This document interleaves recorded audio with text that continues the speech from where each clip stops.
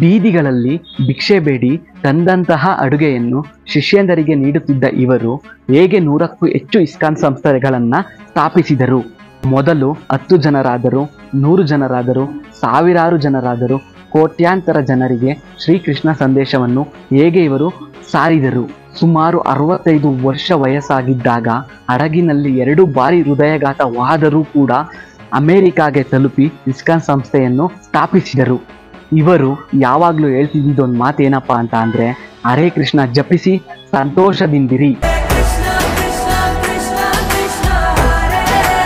ಹರೇ ಕೃಷ್ಣ ಹರೇ ಕೃಷ್ಣ ಕೃಷ್ಣ ಕೃಷ್ಣ ಹರೇ ಹರೇ, ಹರೇ ರಾಮ ರಾಮ ರಾಮ ಹರೇ ಹರೇ. ಸ್ನೇಹಿತರೆ, ಎಲ್ರಿಗೂ ನಮಸ್ಕಾರ. ನೀವು ನೋಡ್ತಾ ಇದ್ದೀರಾ mister man vlogs YouTube channel. ಸ್ನೇಹಿತರೆ, ಇವತ್ತು ನಾವು ಮಾತಾಡೋಕೆ ಹೊರಟಿರ್ತಕ್ಕಂಥ ವ್ಯಕ್ತಿ ಯಾರಪ್ಪ ಅಂತ ಅಂದ್ರೆ, ಶ್ರೀಕೃಷ್ಣ ಸಂದೇಶವನ್ನು ವಿಶ್ವಾದ್ಯಂತ ಸಾರಿದ ಮಹಾನ್ ಸಂತರಾದ ಶ್ರೀಲಾ ಪ್ರಭುಪಾದರವರ ಬಗ್ಗೆ. ಸ್ನೇಹಿತರೆ, ಶ್ರೀಲಾ ಪ್ರಭುಪಾದರು 1896ರಲ್ಲಿ ಪಶ್ಚಿಮ ಬಂಗಾಳದ ಕೋಲ್ಕತ್ತಾದಲ್ಲಿ ಜನಿಸ್ತಾರೆ. ಸೆಪ್ಟೆಂಬರ್ 1ರಂದು ಇವರ ಜನ್ಮವಾಗುತ್ತೆ. ಅದೇ ದಿನ ಶ್ರೀಕೃಷ್ಣ ಜನ್ಮಾಷ್ಟಮಿ ಕೂಡ ಇರುತ್ತೆ. ಶ್ರೀಕೃಷ್ಣ ಹುಟ್ಟಿದ ದಿನ ಇವರು ಕೂಡ ಹುಟ್ಟಿದ್ದಾರೆ. ಹಾಗಾಗಿ ಇವರ ಸಂಪೂರ್ಣ ಜೀವನ ಶ್ರೀಕೃಷ್ಣರಿಗೆ ಸಮರ್ಪಿಸುತ್ತಾರೆ ಎಂದು ಜನ ನಂಬುತ್ತಾರೆ. ಇವರಿಗೆ ಸುಮಾರು 5ರಿಂದ 7 ವರ್ಷ ಇರಬೇಕಾದ್ರೆ ಇವರು ತಂದೆ ಬಳಿ ಹೋಗಿ ಆಟ ಸಾಮಾನನ್ನ ಕೇಳ್ತಾರೆ. ಅಂದರೆ ಎಲ್ಲ ಮಕ್ಕಳುಗಳು ಯಾವ ರೀತಿ ಅವರ ತಂದೆ ತಾಯಿ ಹತ್ರ ಹೋಗಿ ಆಟ ಸಾಮಾನುಗಳಿಗೆ ಆಟ ಮಾಡ್ತಾರೋ ಅದೇ ರೀತಿ ಇವರು ಕೂಡ ಇವರ ತಂದೆಯಾಗಿರ್ತಕ್ಕಂತಹ ಗೌರಮೋಹನ ದೇ ಅವರ ಹತ್ರ ಹೋಗ್ಬಿಟ್ಟು ಆಟ ಸಾಮಾನುಗಳನ್ನ ಕೇಳ್ತಾರೆ. ಇವರ ತಂದೆ ಇವರಿಗೆ ಶ್ರೀಕೃಷ್ಣನ ಬಗ್ಗೆ ಭಕ್ತಿ ಮೂಡಲಿ ಎಂದು ಶ್ರೀಕೃಷ್ಣನ ಪುಟ್ಟ ಪುಟ್ಟ ವಿಗ್ರಹಗಳನ್ನು ಮತ್ತು ಜಪಮಾಲೆ ಮತ್ತು ಪುಸ್ತಕಗಳನ್ನು ನೀಡ್ತಾ ಇರ್ತಾರೆ. ಇವರು ಶ್ರೀಕೃಷ್ಣನ ಮಹಿಮೆಯನ್ನು ತಿಳಿದುಕೊಳ್ಳಲು ಪುಸ್ತಕಗಳನ್ನು ಬಾಲ್ಯದಿಂದಲೇ ಓದುತ್ತಿರುತ್ತಾರೆ ಮತ್ತು ವಿಗ್ರಹಗಳನ್ನು ಕೇವಲ ಆಟ ಸಾಮಾನು ಎಂದು ಕನ್ಸಿಡರ್ ಮಾಡದೆ ಅದನ್ನು ಒಂದು ಶ್ರೀಕೃಷ್ಣನ ಮೂರ್ತಿ, ನಿಜವಾದ ಕೃಷ್ಣ ಎಂದು ಕನ್ಸಿಡರ್ ಮಾಡಿಕೊಂಡು ಅದ್ರ ಜೊತೆ ಮಾತಾಡ್ತಾ ಇರ್ತಾರೆ, ಅದಕ್ಕೆ ಭಕ್ತಿ ತೋರಿಸ್ತಾ ಇರ್ತಾರೆ, ಅದಕ್ಕೆ ಪೂಜೆ ಮಾಡ್ತಾ ಇರ್ತಾರೆ. ಅದೇ ರೀತಿ ಇವರ ಬಾಲ್ಯ ತುಂಬಿಗೂಡಿತ್ತು. ಒಂದು ದಿನ ಏನಾಗುತ್ತಪ್ಪ ಅಂತ ಅಂದರೆ, ಇವರ ತಂದೆ ಬಳಿ ಹೋಗಿ ಇವರಿಗೆ ಒಂದು ರಥ ಬೇಕು ಎಂದು ಹಠ ಹಿಡಿತಾರೆ. ತುಂಬ ಹಠ ಮಾಡ್ತಾ ಇರ್ತಾರೆ, ಇವ್ರಿಗೆ ರಥ ಬೇಕು ಅಂತ. ಇವ್ರ ಹಠ ನೋಡೋಕ್ಕಾಗದೆ ಇವರ ತಂದೆ ಆಗಿರ್ತಕ್ಕಂತಹ ಗೌರಮೋಹನ ದೇ ಅವರು ಇವರಿಗೆ ಒಂದು ಮರದಲ್ಲಿ ರಥವನ್ನು ಮಾಡಿಸ್ಕೊಳ್ತಾರೆ. ಮರದಲ್ಲಿ ರಥವನ್ನು ತೆಗೆದುಕೊಂಡು ಹೋಗಿ ಅವರಿಗೆ ನೀಡಿದಾಗ ಅವರು ತಮ್ಮ ಏರಿಯಾ ಅಂದರೆ ಕಾಲೋನಿ ಸುತ್ತ ಇರ್ತಕ್ಕಂಥ ಕೆಲವೊಂದು ಸ್ನೇಹಿತರ ಜೊತೆ ಕೂಡಿ ಜಪವನ್ನು ಮಾಡಿ ಮತ್ತು ಗೀತೆಗಳನ್ನು ಸಾರಿ ಮತ್ತು ಶ್ರೀಕೃಷ್ಣನನ್ನು ಪೂಜಿಸಿ ಶ್ರೀಕೃಷ್ಣನ ಪುಟ್ಟ ಮೂರ್ತಿಯನ್ನು ಆ ರಥದಲ್ಲಿ ಕೂರಿಸಿ ಮೆರವಣಿಗೆ ಮಾಡ್ತಾರೆ. ಏರಿಯಾ ಸುತ್ತ ಮೆರವಣಿಗೆ ಮಾಡ್ತಾರೆ. ಅಲ್ಲಿದ್ದ ಜನ ಇವುಗಳನ್ನ ನೋಡಿ ತುಂಬಾ ಸಂತೋಷ ಪಡ್ತಾ ಇರ್ತಾರೆ. ಆಗ ಶ್ರೀಲಾ ಪ್ರಭುಪಾದರು ಅಂದ್ರೆ ಅಭಯ ಚರಣ ದೇ.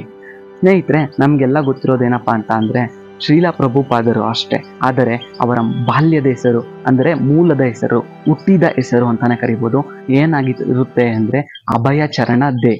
ಇವರ ಹೆಸರು ಅಭಯ ಚರಣ ದೇ ಆಗಿರುತ್ತೆ. ಅದಾದ ನಂತರ ಇವರು ಸನ್ಯಾಸ ಸ್ವೀಕರಿಸಿದ ನಂತರ ಇವರಿಗೆ ಶ್ರೀಲಾ ಪ್ರಭುಪಾದರು ಎಂದು ಕರೆಯುತ್ತಾರೆ. ನಾವು ಮತ್ತೆ ಬಾಲ್ಯಕ್ಕೆ ಬರೋಣ.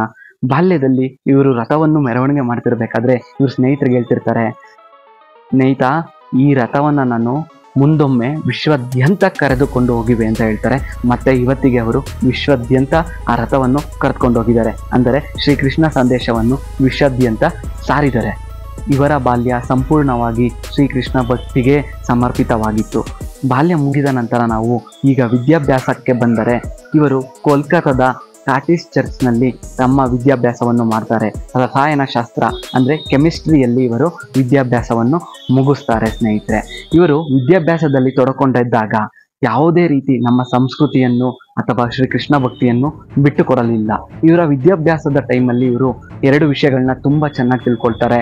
ಒಂದು ವಿಜ್ಞಾನ ಮನೋಭಾವ, ಮತ್ತೊಂದು ಶ್ರೀಕೃಷ್ಣನ ಭಕ್ತಿ. ಸ್ನೇಹಿತರೆ, ಇವರು 1922ರಲ್ಲಿ ಅಂದರೆ ಇವರ ಜೀವನದಲ್ಲಿ ಒಂದು ಮಹಾನ್ ದಿನ ಅಂತಾನೆ ಕರಿಬೋದು. ಸ್ನೇಹಿತರೆ, ಅವತ್ತೇನಾಗುತ್ತಪ್ಪ ಅಂತ ಅಂದರೆ 1922ರಲ್ಲಿ ಇವರು ಗುರುಗಳನ್ನ ಭೇಟಿ ಆಗ್ತಾರೆ. ಅದು ಮೊದಲ ಬಾರಿ. ಇವರ ಗುರುಗಳು ಶ್ರೀಲಾ ಭಕ್ತಿ ಸಿದ್ಧಾಂತ ಸರಸ್ವತಿ ಠಾಕೂರ್ ಅವರು. ಇವರು ಮೊದಲ ಬಾರಿಗೆ ಶ್ರೀಲಾ ಪ್ರಭುಪಾದರನ್ನ ನೋಡ್ತಾರೆ. ಅಂದರೆ ಅವಾಗ ಅವರು ಶ್ರೀಲಾ ಪ್ರಭುಪಾದರಾಗಿರಲ್ಲ, ಅಭಯ ಚರಣ ಆಗಿರ್ತಾರೆ. ಅಭಯರನ್ನು ನೋಡಿದ ಶ್ರೀಲಾ ಸರಸ್ವತಿ ಠಾಕೂರ್ ಅವರು ಅವರನ್ನು ಕರೆದು ಒಂದು ಮಾತನ್ನ ಹೇಳ್ತಾರೆ, ನೀನು ಶ್ರೀಕೃಷ್ಣ ಸಂದೇಶವನ್ನು ವಿಶ್ವಾದ್ಯಂತ ಇಂಗ್ಲಿಷ್ ಭಾಷೆಯಲ್ಲಿ ಸಾರು ಎಂದು ಒಂದೇ ಒಂದು ಮಾತನ್ನ ಅವ್ರ ಹತ್ರ ಹೇಳ್ತಾರೆ. ಅದಾದ ನಂತರ ಇವರು ಸುಮಾರು ದಿನಗಳ ಅದ್ರ ಬಗ್ಗೆನೇ ಯೋಚನೆ ಮಾಡ್ತಾರೆ. ಇವರ ಗಮನ, ಇವರ ಗುರಿ ಪ್ರತಿಯೊಂದು ಕೂಡ ಸರಸ್ವತಿ ಸಿದ್ಧಾಂತ ಠಾಕೂರ್ ಅವರು ಹೇಳಿದ ಮಾತಿನ ಮೇಲೆ ಇರುತ್ತೆ. ರಾತ್ರಿ ಎಲ್ಲ ನಿದ್ದೆ ಕೂಡ ಮಾಡಲ್ಲ ಇದು, ಅದ್ರ ಬಗ್ಗೆನೇ ಯೋಚನೆ ಮಾಡ್ತಿರ್ತಾರೆ, ನಾನು ಯಾಕೆ ಶ್ರೀಕೃಷ್ಣ ಸಂದೇಶವನ್ನು ವಿಶ್ವಾದ್ಯಂತ ಸಾರಬಾರ್ದು ಅಂತ. 1959ರಲ್ಲಿ ಇವರು ಸನ್ಯಾಸನ ಸ್ವೀಕರಿಸ್ತಾರೆ. ಇವರು ಸನ್ಯಾಸ ಸ್ವೀಕರಿಸಿದ ನಂತರ ಎಲ್ಲರೂ ಇವರಿಗೆ ಸ್ವಾಮೀಜಿ ಎಂದು ಕೂಡ ಕರೆಯುತ್ತಿರುತ್ತಾರೆ. 1960ರಲ್ಲಿ ಸ್ನೇಹಿತರೆ, ಈ ಘಟನೆ ಕೂಡ ನೀವು ಕೇಳಲೇಬೇಕು, ಯಾಕೆಂದರೆ ತುಂಬ ರೋಮಾಂಚನವಾಗಿದೆ. 1960ರಲ್ಲಿ ಇವರು ಒಂದು ಹಡಗಿನಲ್ಲಿ ಪ್ರಯಾಣ ಮಾಡ್ತಾ ಇರ್ತಾರೆ. ಅಂದರೆ ಹಡಗಿನಲ್ಲಿ ಅಮೆರಿಕಾಗೆ ಹೋಗ್ತಾ ಇರ್ತಾರೆ. ಒಂದು ಜಲದೂತ ಹಡಗು ಅಂತಲೇ ಕರಿಬೋದು. ಆ ಹಡಗಿನಲ್ಲಿ ಇವರಿಗೆ ಕುಟುಂಬ ಇಲ್ಲ. ಸ್ನೇಹಿತರೆ, ಕುಟುಂಬ ಇಲ್ಲ ಅನ್ನೋದಕ್ಕಿಂತ ಮುಂಚೆ ಇವರಿಗೆ ಮದುವೆ ಕೂಡ ಆಗಿತ್ತು, ಮಕ್ಕಳು ಕೂಡ ಇದ್ದರು. ಆದರೆ ಇವರು ಸಂಸಾರ ಕಡೆ ಗಮನ ಕೊಡದೆ ಜೀವನ ಪೂರ್ತಿ ಶ್ರೀಕೃಷ್ಣ ಭಕ್ತಿಯ ಕಡೆ ಗಮನ ಕೊಡ್ತಿರೋದ್ರಿಂದ ಇವರ ಮನಸ್ಸು ಫುಲ್ಲು ಶ್ರೀಕೃಷ್ಣ ಭಕ್ತಿಗೆ ಸೆಳೆಯಿತು. ಆದ್ದರಿಂದ ಇವರು ಸಂಸಾರದ ಕಡೆ ಅಷ್ಟು ಗಮನವನ್ನು ನೀಡೋದಿಲ್ಲ. ಶ್ರೀಕೃಷ್ಣನ ಮಹಿಮೆಗೆ ಇವರ ಸಂಪೂರ್ಣ ಜೀವನವನ್ನು ಅಳವಡಿಸಿಕೊಳ್ತಾರೆ. ಈಗ ಮತ್ತೆ ನಾವು ಹಡಗಿನ ಸ್ಟೋರಿಗೆ ಬಂದರೆ, ಇವರು ಹಡಗಿನಲ್ಲಿ ಹೋಗ್ತಾ ಇರ್ತಾರೆ. ಇವರಿಗೆ ಕುಟುಂಬ ಇಲ್ಲ, ಹಣವಿಲ್ಲ, ಯಾವುದೇ ರೀತಿ ಔಷಧಿ ಇಲ್ಲ. ಸುಮಾರು 60 ವರ್ಷದ ವೃದ್ಧ ಅಂತಲೇ ಕರಿಬೋದು. 60-65 ವರ್ಷದ ವೃದ್ಧ ಒಂದು ಹಡಗಿನಲ್ಲಿ ಯಾರದೇ ಸಹಾಯವಿಲ್ಲದೆ ಹೋಗ್ತಾ ಇರ್ತಾರೆ. ಅವರಿಗೆ 2 ಬಾರಿ ಹೃದಯಾಘಾತ ಆಗುತ್ತೆ. ಹೌದು ಸ್ನೇಹಿತರೆ, 2 ಬಾರಿ, ಒಂದಲ್ಲ 2 ಬಾರಿ ಹೃದಯಾಘಾತ ಆಗುತ್ತೆ. ಇವರು ಕಣ್ಣು ಮುಚ್ಕೊಂಡು ಶ್ರೀಕೃಷ್ಣನಿಗೆ ಕೇಳ್ತಾರೆ, ಶ್ರೀಕೃಷ್ಣ, ನನ್ನನ್ನು ಕರ್ಸ್ಕೊಳ್ತಿರೋದು ನೀನೇ, ನಿನಗಾಗಿ ಕೆಲಸ ಮಾಡ್ತಾ ಇದ್ದೀನಿ, ನಿನ್ನ ಆಶೀರ್ವಾದ ನನ್ನ ಮೇಲೆ ಇರಲಿ ಅಂತಾರೆ. ಸುಮಾರು 35 ದಿನಗಳ ಪಯಣದ ನಂತರ ಇವರು ಅಮೆರಿಕವನ್ನು ಸೇರ್ತಾರೆ. ಮೊದಲಿಗೆ ಇವರನ್ನು ಜನರು ತುಂಬ ವಿಚಿತ್ರವಾಗಿ ನೋಡ್ತಾ ಇರ್ತಾರೆ. ಇವರು ಖಾದಿ ಬಟ್ಟೆ ಹಾಕಿರೋದ್ರಿಂದ, ಸ್ವಲ್ಪ ತಲೆ ಕೂದಲೆಲ್ಲ ತೆಗ್ದಿರೋದ್ರಿಂದ ಎಲ್ಲರೂ ಇವ್ರನ್ನ ವಿಚಿತ್ರವಾಗಿ ನೋಡ್ತಿರ್ತಾರೆ. ಇನ್ನು ಕೆಲವರು ಅಂತೂ ಇವ್ರನ್ನ ನೋಡಿ ನಗಾಡ್ತಿರ್ತಾರೆ. ಸ್ನೇಹಿತರೆ, ನಾವು ನೋಡ್ಬೋದು ಮಾಂಕ್ಸ್ಗಳು ಹೆಂಗಿರ್ತಾರೆ ಅಂತ. ಈಗ ಮಾಂಕ್ಗಳು ಅಂದರೆ ಸನ್ಯಾಸಿಗಳು ಯಾವ ರೀತಿ ಇರ್ತಾರೋ ಇವರು ಕೂಡ ಅದೇ ರೀತಿ ಇದ್ರು. ಹಂಗಾಗಿ ಅಲ್ಲಿನ ಜನರು, ಅಮೆರಿಕ ಜನರು ಕೆಲವರು ಇವ್ರನ್ನ ನೋಡಿ ನಗಾಡ್ತಿರ್ತಾರೆ. ನಮ್ಮ ಅಭಯಚರಣರವರು ಅಂದರೆ ಶ್ರೀಲಾ ಪ್ರಭುಪಾದರು ಬಡವರಾಗಿದ್ದರಿಂದ ಅಮೆರಿಕದಲ್ಲಿ ಬೀದಿಯಲ್ಲಿ ನೆಲೆಸಬೇಕಾಗಿತ್ತು. ಇವರು ಶ್ರೀಕೃಷ್ಣ ಜಪವನ್ನು ಮಾಡ್ತಿದ್ದಾಗ ಯಾರು ಕೂಡ ಇವ್ರನ್ನ ತಿರುಗಿ ನೋಡ್ತಿರಲ್ಲ, ಮತ್ತೆ ಕೆಲವರು ನಗಾಡ್ತಾ ಇರ್ತಾರೆ. ಇವರು ಅದಕ್ಕೆ ಯಾವುದಕ್ಕೂ ತಲೆ ಕೆಡಿಸ್ಕೊಳ್ತಾನೆ ಇವ್ರು ಬಂದಿರತಕ್ಕಂಥ ಕೆಲಸದ ಬಗ್ಗೆ ತುಂಬ ಕಾನ್ಸಂಟ್ರೇಟ್ ಮಾಡಿ ಶ್ರೀಕೃಷ್ಣನ ಮಹಿಮೆಯನ್ನು ಸಾರ್ತಾ ಇರ್ತಾರೆ, ಶ್ರೀಕೃಷ್ಣ ಸಂದೇಶವನ್ನು ಸಾರ್ತಾ ಇರ್ತಾರೆ. ಮೊದಲು 6 ಜನ ಆಗ್ತಾರೆ, ಆಮೇಲೆ 10 ಜನ ಆಗ್ತಾರೆ, ಆಮೇಲೆ 100 ಜನ ಆಗ್ತಾರೆ, ಕೊನೆಗೆ 1000 ಜನ ಆಗ್ತಾರೆ. ಸ್ನೇಹಿತರೆ, ನಮಗೆ ನೋಡ್ಬೋದು, ಇವಾಗ ನಾವು ಇಸ್ಕಾನ್ ಸಂಸ್ಥೆ 100ಕ್ಕಿಂತ ಹೆಚ್ಚು ದೇವಸ್ಥಾನಗಳಿದೆ, 70ಕ್ಕೂ ಹೆಚ್ಚು ಪುಸ್ತಕಗಳನ್ನ ಶ್ರೀಲಾ ಪ್ರಭುಪಾದರು ಬರೆದಿದ್ದಾರೆ. ಆದರೆ ಅದ್ರ ಹಿಂದೆ ತುಂಬ ಕಷ್ಟಪಟ್ಟಿದ್ದಾರೆ. ನೋಡ್ಬೋದು ನೀವು, ಅಮೆರಿಕದಲ್ಲಿ ಗಲ್ಲಿಗಳಲ್ಲಿ ಇವರು ಭಿಕ್ಷೆಯನ್ನ ಬೇಡ್ಕೊಂಡು ತಮ್ಮ ಶಿಷ್ಯಂದರಿಗೆ ಊಟ ಹಾಕ್ತಾ ಇರ್ತಾರೆ. ಈ ರೀತಿ ಅವರ ಪಯಣ ತುಂಬಾ ಕಠಿಣವಾಗಿರುತ್ತೆ ಸ್ನೇಹಿತರೆ. ಇಷ್ಟೊಂದು ಒದ್ದಾಟಗಳು, ಇಷ್ಟೊಂದು ಕಠಿಣ ಪರಿಶ್ರಮ ಆದ ನಂತರ ಇವರು 1966ರಲ್ಲಿ ನ್ಯೂಯಾರ್ಕ್ನಲ್ಲಿ ಇಸ್ಕಾನ್ನ ಸ್ಥಾಪನೆ ಮಾಡ್ತಾರೆ. ಇಸ್ಕಾನ್ ಅಂದರೆ international society for Krishna consciousness. ಇದರ ಮೇನ್ ಉದ್ದೇಶ ಶ್ರೀಕೃಷ್ಣನ ಸಂದೇಶವನ್ನು ವಿಶ್ವಾದ್ಯಂತ ಸಾರುವುದು. ಇದರ ಮೇನ್ ಉದ್ದೇಶ ಆಗಿರುತ್ತೆ ಸ್ನೇಹಿತರೆ. ಇವರು ಯಾವಾಗಲೂ ಒಂದು ಮಾತು ಹೇಳ್ತಿರ್ತಾರೆ, ಹರೇ ಕೃಷ್ಣ ಜಪಿಸಿ ಸಂತೋಷದಿಂದಿರಿ. ಈ ವಿಡಿಯೋ ನೀವು ನೋಡ್ತಾ ಇದ್ರೆ ನೀವು ಕೂಡ ಶ್ರೀಕೃಷ್ಣನ ಭಕ್ತರಾಗಿದ್ದರೆ ದಯವಿಟ್ಟು ಈ ವಿಡಿಯೋನ ಲೈಕ್ ಮಾಡಿ. ಯಾಕೆಂದರೆ ನೀವು ಲೈಕ್ ಮಾಡೋದ್ರಿಂದ ನಮ್ಗೆ ಇನ್ನೂ ಹೆಚ್ಚಿನದಾಗಿ ಇದೇ ರೀತಿ ವಿಡಿಯೋಸ್ ಮಾಡೋಕ್ಕೆ ಒಂದು ಸ್ಫೂರ್ತಿ ಸಿಗುತ್ತೆ ಅಂತಲೇ ಹೇಳ್ಬೋದು ಸ್ನೇಹಿತರೆ. ಶ್ರೀಲಾ ಪ್ರಭುಪಾದರು 1977ರಲ್ಲಿ ದೇಹವನ್ನು ತ್ಯಜಿಸ್ತಾರೆ.